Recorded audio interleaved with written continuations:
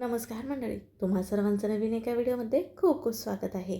तर आज आपण अतिशय पौष्टिक असा हा नाश्त्याचा प्रकार पाहणार आहोत बरं का. अगदी झटपट होणारा, शिवाय बघा एकदा केलात ना तर मुलं तर रोज रोज कर म्हणतील बरं का. अगदी छान कुरकुरीत असा आहे.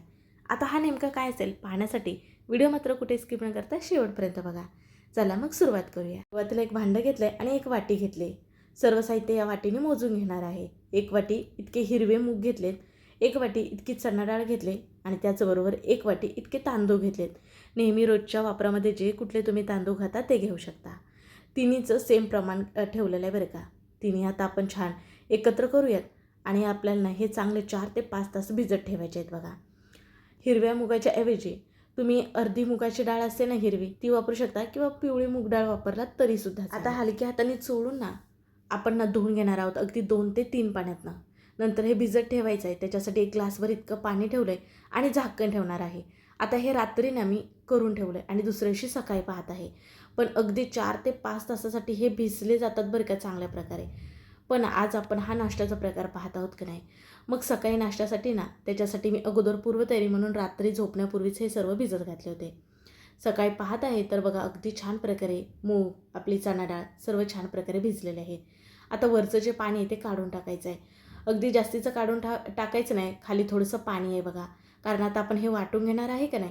मग वाटण्यासाठी थोडं तर पाणी हवं म्हणून हेच पाणी वापरणार आहे. ज्यावेळेस आपण डाळी भिजत घातल्या बघा, त्यावेळेस तुम्ही शेंगदाणे ह्याच्यासोबत जरी भिजत घातलात ना तरीसुद्धा चालेल बरं का. म्हणजे आणखीनच हा पौष्टिक नाश्ता होईल. आता आपल्याला हे वाटून घ्यायचं आहे. त्याच्यासाठी इथे मिक्सर जार घेतले बघा आणि 2 बॅचेसमध्ये वाटणार आहे. अर्धी आता इथं सर्व घेतलेलं आहे. थोडंसं त्याचबरोबर पाणीसुद्धा घेतलं आहे बघा. आता ह्याच्यामध्ये 4 ते 5 इतक्या लसणाच्या पाकळ्या, 3 हिरव्या मिरच्या मोडून घेतलेल्या आहेत. त्याचबरोबर थोडीशी मूठभर इतकी स्वच्छ धुवून कोथिंबीर घेतली. आता मिक्सरला ना आपण हे वाटून घेऊयात. जमेल ती इतकं बारीक पेस्ट करून घ्यायची आहे बघा. आता इथं बारीक पेस्ट झालेली नाही म्हणून ना आणखीन थोडंसं ह्याच्यामध्ये आपल्याला पाणी घालायचं आहे आणि बारीक वाटून घेणार आहोत. इथं मी छोटं मिक्सरचं जार वापरलं जेणेकरून ह्याच्यामध्ये छान एकदम बारीक ह्याची पेस्ट होते बघा. मस्त असं आपल्याला हे वाटून घ्यायचं आहे. जसं आपण इडली डोस्याचं बॅटर कसं एकदम बारीक वाटतो अगदी तसं हे सुद्धा आपल्याला वाटून घ्यायचं आहे. जसं वाटू तसं आपण दुसऱ्या एका भांड्यामध्ये आपण काढून घेणार आहोत. आणि आता दुसरं राहिलेलं आहे ना ते दुसऱ्या बॅचमध्ये आता इथे वाटून घेणार आहे. संपूर्ण आता आपण मिक्सर जारमध्ये काढून घेऊयात आणि बघा शेवटी तुम्हाला पाणी आहे ते सुद्धा दिसत असेल, ते सुद्धा पाणी ह्याच्यामध्येच घालायचं आहे. आता ह्याच्यामध्ये चव छान यावी शिवाय रंग देखील छान यावा ह्याच्यासाठी मी ओलं खोबरं अर्धी वाटी वापरलं आहे बघा. आपण हे पीठ काय भिजत वगैरे ठेवणार नाही. त्याच्यासाठी अर्धी वाटी इतकं दही घातलेलं आहे जेणेकरून आंबूस चव ना जी आहे ती छान येते.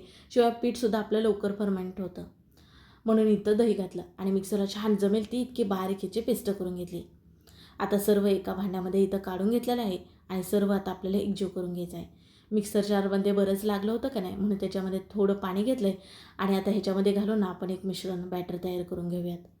थोडं थोडं करून पाणी घालायचं, अंदाज येईल तसं बरं का, एकदम घालायचं नाही. आता हे छान प्रकारे घोटून घ्यायचं आहे.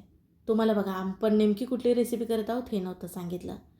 तर आज आपण ना ह्याचे करत आहोत छान कुरकुरीत असे डोसे. त्याचबरोबर धिरडेसुद्धा तुम्हाला दाखवणार आहे.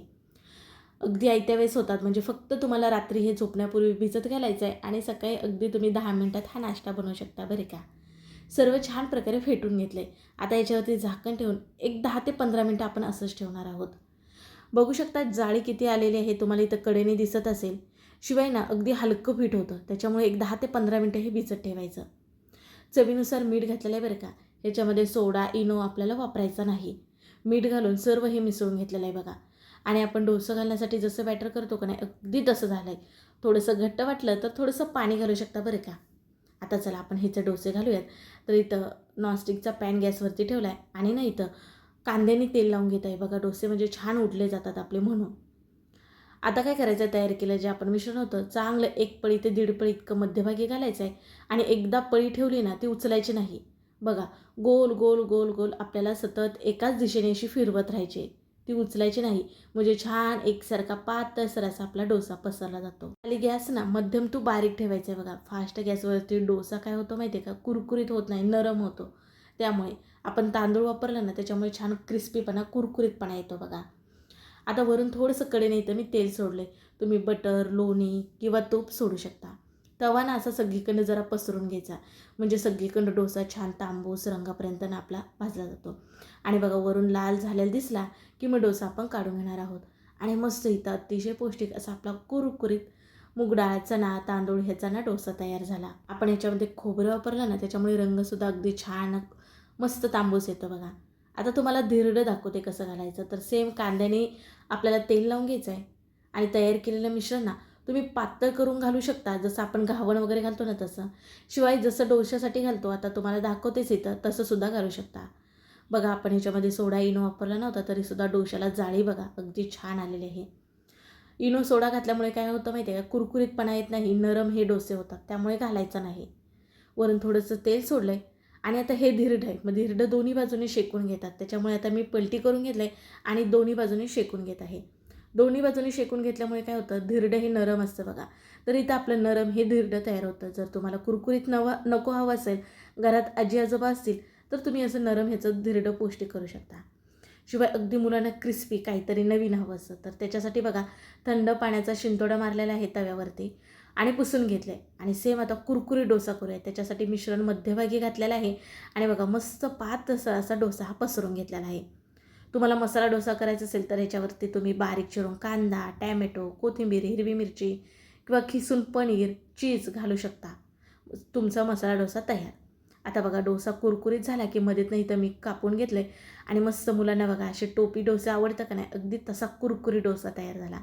रंग बघा किती छान आला आहे. मुलांना असे डोसे फार आवडतात का नाही, म्हणून नक्कीच करून बघा, अगदी आवडीने खातील. आता ह्या डोस्यांसोबत खाण्यासाठी का नाही आपण पटकन खोबऱ्याची चटणी करूयात.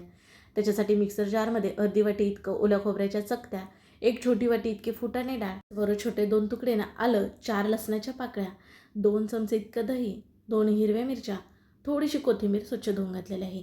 त्याचबरोबर चवीनुसार मीठ, साधारण एक अर्धा चमच इतकं. चटणी कितपत पातळ किंवा घट्ट हवी त्याच्यानुसार पाणी घालायचं.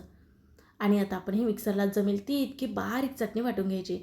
फुटाणे डाळीच्या ऐवजी का नाही तुम्ही भाजलेले शेंगदाणे त्याच्यावरचे सालं काढून ना वापरू शकता बरं का.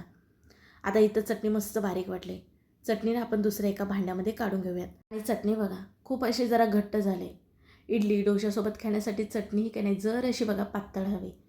तुम्हाला जर घट्ट आवडत असेल तर घट्ट ठेवू शकता. पण बरीच अशी चटणी ना मिक्सर जारला लागली होती, म्हणून त्याच्यामध्येच पाणी घालून ना मी ह्या चटणीमध्ये घालते बघा. आणि ना थोडं थोडं करून थोडीशी पातळसर अशी चटणी केली, अति जास्त पातळ करायची नाही बरं का. आता ह्या फोडणीला आपण तडका देऊयात. त्याच्यासाठी फोडणीपत्रामध्ये थोडंसं तेल गरम करून घेतलं आहे. त्याच्यामध्ये मोहरी, जिरे आणि कढीपत्ता मोडून घातला आहे. फोडणी छान तडतडली की हा ना चटणीवरती घालून घेऊयात आणि मिसळून घेऊयात. आता हे फोडणीसाठी जे तेल वापरलं होतं ना, ते ना मी वड्या तळल्याला वापरलं होतं, म्हणून थोडंसं तुम्हाला इथं फोडणी पिवळसर वाटत असेल. आता बघा इथं खाण्यासाठी मस्त झटपट अशी खोबऱ्याची चटणी तयार झाली. ही चटणी ना इडली, डोसा, आप्पे ह्याच्यासोबत खूप अप्रतिम लागते. आणि डोसा बघा तुम्हाला किती मी मोडून दाखवते, किती क्रिस्पी कुरकुरीत झाला आहे. कुरकुरीत असेल ना तर मुलांना फार आवडतो. हा पौष्टिक डोसा ना नक्कीच मुलांना तुम्ही करून देऊ शकता, अगदी आवडीने खातात. रोज रोज नाश्त्याला काय करायचं हे सुद्धा आपल्याला सुचत नसतं बघा.